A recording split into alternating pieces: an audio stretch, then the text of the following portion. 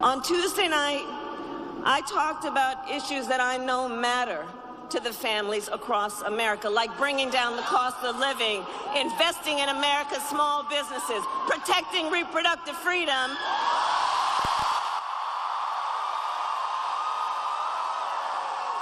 and keeping our nation safe and secure.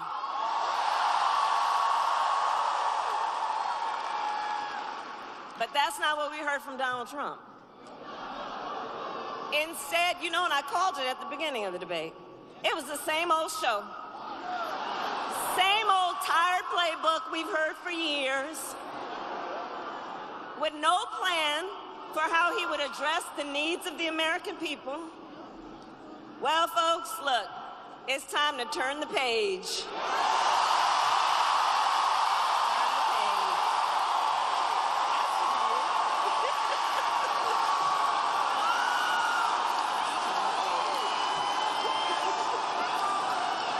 America is ready for a new way forward, and we are ready for a new generation of leadership that is optimistic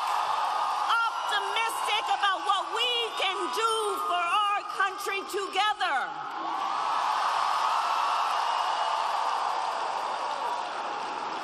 And that is why Democrats, Republicans, and independents are all supporting our campaign, because we agree we have a duty as citizens to put country above partisanship and defend our Constitution. Republicans and independents are all supporting our campaign, because we agree we have a duty as citizens to put country above partisanship and defend our Constitution. And that is my pledge to you. I will always put country above party. From the courthouse to the White House, I have always fought for the people. Always fought for the people.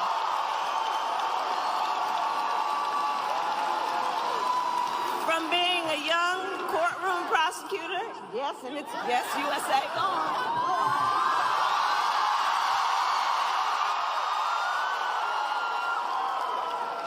From being a young courtroom prosecutor in Oakland, California, I stood up for women and children against predators who abuse them.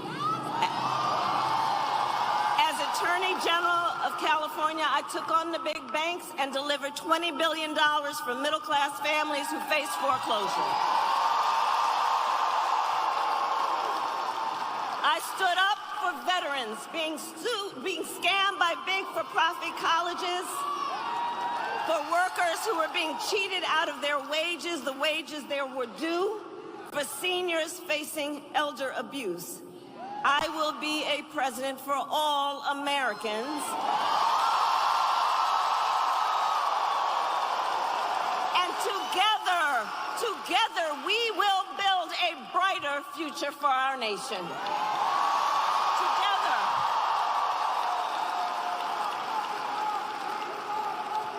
And all right, Newt.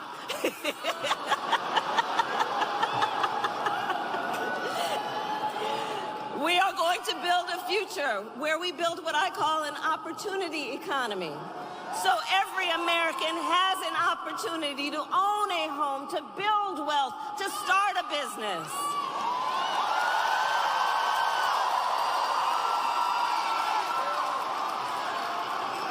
I love our small businesses. Are there small business leaders here? Raise your hand. That's right. That's right.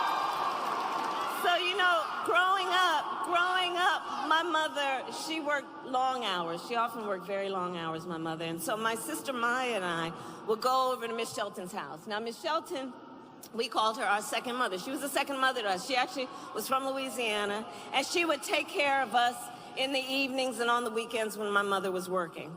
And she was a small business owner. And let me tell you what I learned from being a young child about a small business owner, Miss Shelton. Our small business owners, you are business leaders, And you are civic leaders, you are community leaders, you hire locally, you mentor, you are part of the fabric of our communities, and you, like Ms. Shelton, are the backbone of America's economy. The backbone.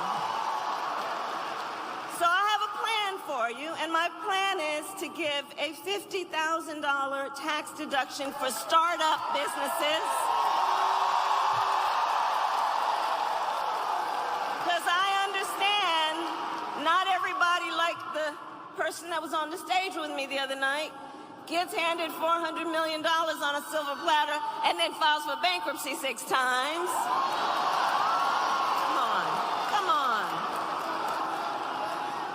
I know because look, my mother, she worked hard, she saved up, and it wasn't until I was a teenager she was able to buy our first home. I know the challenges that Americans and working people and families are having right now in terms of affordable housing. And we need to build more housing in America. So part of my plan, part of my vision for an opportunity economy is we are going to cut red tape and work with the private sector to build 3 million new homes by the end of my first term.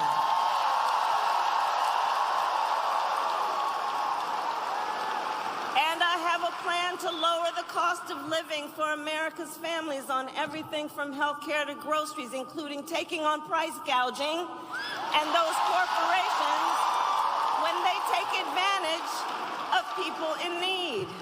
Under my plan, more than 100 million Americans will get a tax cut. Thousands of dollars of your hard-earned money will go back in your pockets, including $6,000 during the first year of for young parents, knowing in that critical stage of your child's development, you might need a little help, not just to get by, but to get ahead. And I will always put the middle class and working families first. I know where I came from. I know where I came from. I'm clear about that.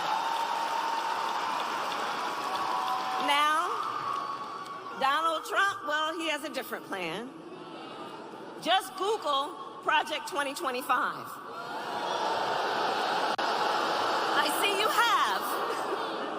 It is a detailed and dangerous blueprint for what he will do if he is elected president. Donald Trump will give billionaires massive cuts, massive tax cuts, and cut corporate taxes by over $1 trillion, even as they pull down record profits. He intends to cut Social Security and Medicare. And he wants to impose what I call a Trump sales tax on everyday basic necessities, which will cost the average American family nearly $4,000 a year. Some of the top economists in our country and in the world have reviewed these plans. Goldman Sachs, for example, has said that my plan would grow our economy and his plan would shrink the economy. That his plan would reignite inflation and send us into a recession by the middle of next year. On top of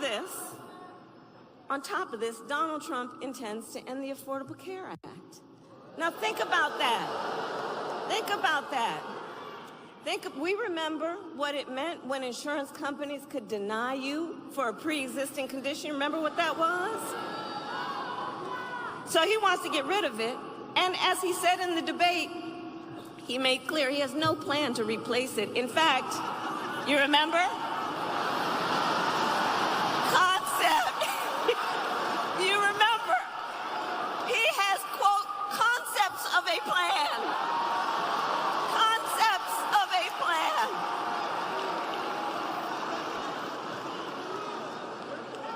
I mean, we're 54 days from this election.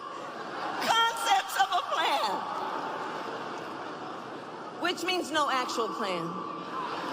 Which means no actual plan. And 45 million Americans are insured through the Affordable Care Act. So understand what that means. He's going to end it based on a concept and take us back when folks were suffering. Well, we're not going back. We are not going back. We are not.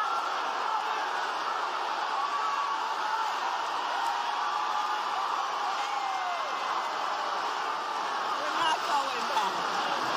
No, we're not going back. No, we together will move forward because ours is a fight for the future.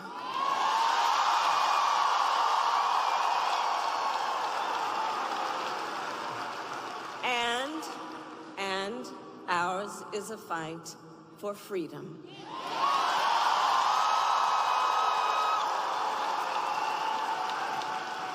Like the fundamental freedom of a woman to be able to make decisions about her own body and not have her government tell her what to do.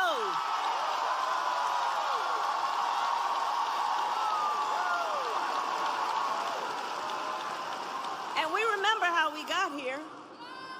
Donald Trump hand-selected 3 members of the United States Supreme Court with the intention that they would undo the protections of Roe v. Wade, with the intention they would undo the protections. And they did exactly as he intended. And now more than 20 states have a Trump abortion ban, including North Carolina, and every single state in the South except Virginia. Many with no exceptions, even for rape and incest. It is immoral. Immoral. And I know everyone here understands. Let us agree. One does not have to abandon their faith or deeply held beliefs to agree. The government should not be telling her what to do with her body.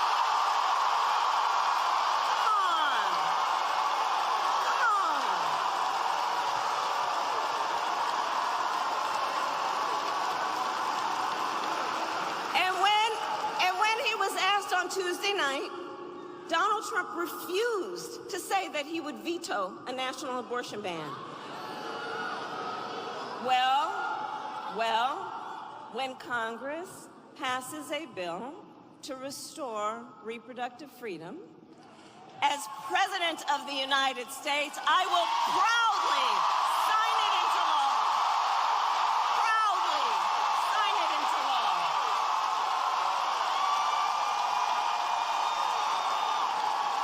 Not playing around.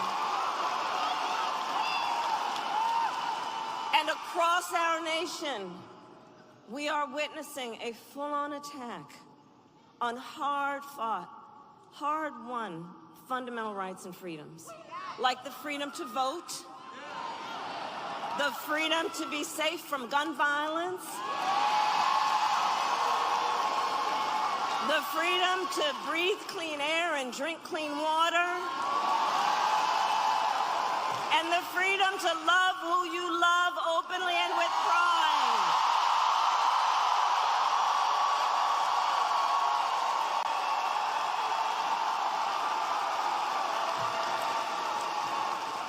And here's the thing that I know about all of the North Carolinian leaders who are here. You know this so well, it's part of your DNA. Generations of Americans before us led the fight for freedom. Generations of Americans before us, many from right here, led the fight for freedom. Let's get a medic.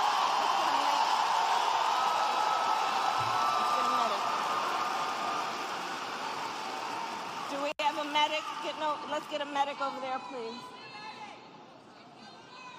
Let's get a medic over there. Yeah, but let's make sure. See, this is who we are. We look out for each other. That's what leaders do, looking out for each other. Okay, we've got a medic. Okay. So generations of Americans before us led the fight for freedom, and now the baton is in our hands. The baton is now in our hands. And we who believe then in the sacred freedom to vote will finally pass the John Lewis Voting Rights Act and the Freedom to Vote Act. And we who believe in the freedom to live safe from gun violence will finally pass an assault weapons ban, universal background checks, and red flag laws.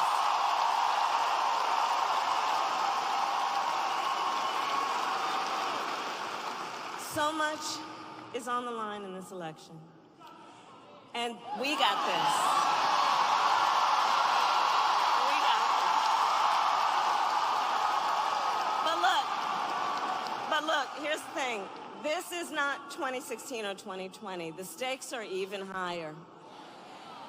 Because 2 months ago, the United States Supreme Court basically told the former president that he will effectively be immune no matter what he does in the White House. Well, here's the thing. The courts will take care of that. Let's take care of November. How about that? All right?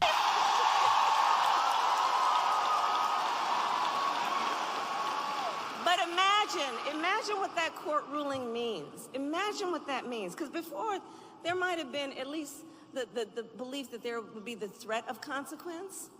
But now there's an explicit ruling from the court that suggests he would be immune. Imagine Donald Trump with no guardrails.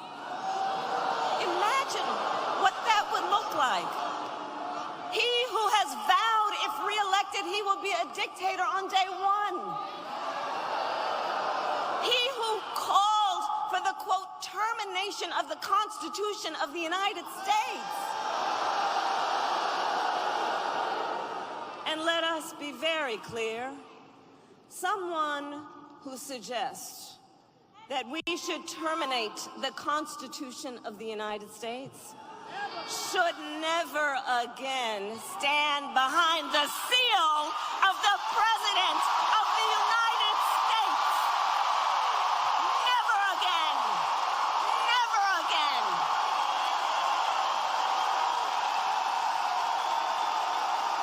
Never.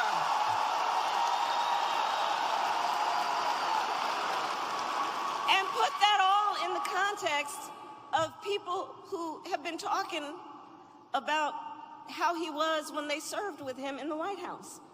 People who saw him every day. His national security advisor, his defense secretary, his chief of staff, and his vice president.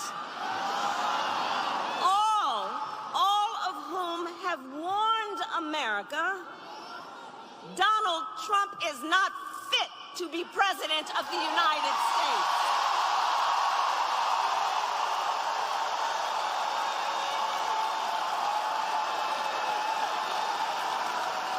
And should never occupy our nation's highest office again.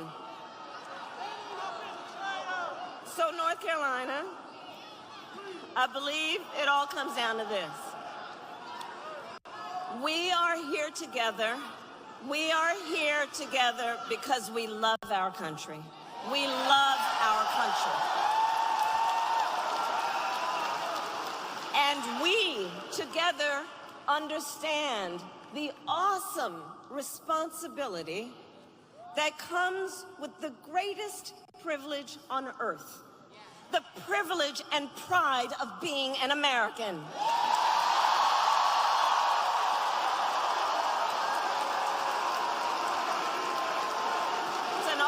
Responsibility. That's right. That's right. That's right. That's right.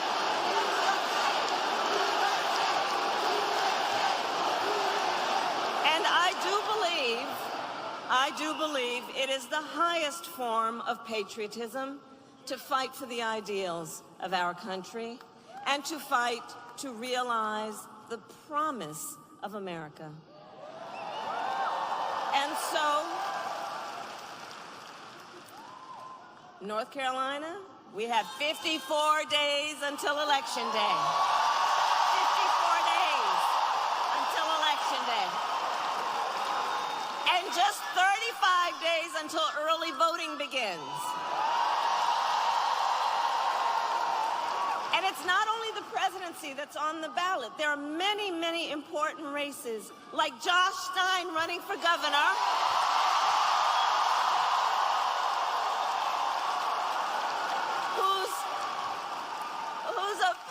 Whose opponent was handpicked by Donald Trump because he wants a total ban on abortion in this state. And that is just one of the many stakes that are at play in this election. But see, we know the power is with the people. The power is with the people. Your voice is your vote, North Carolina. And you are going to make all the difference in the outcome of this race. And look, we know ours will be a very tight race until the very end. We are the underdog. Let's be clear about that. We are the underdog. And so we have hard work ahead of us, but we like hard work. Hard work is good work. Hard work is good work. And with your help, we will win. We will win. And so I ask you today, North Carolina, are you ready to make your voices heard?